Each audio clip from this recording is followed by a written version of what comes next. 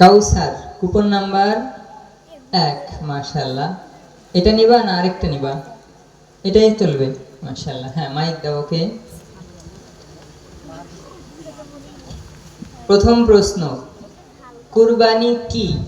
উত্তর, আল্লাহ তাআলা সন্তুষ্ট লাভের জন্য নির্দিষ্ট দিনে নির্দিষ্ট পশু জবাই করাকে কুরবানি বলে। মাশাআল্লাহ, বলেন মারহাবা।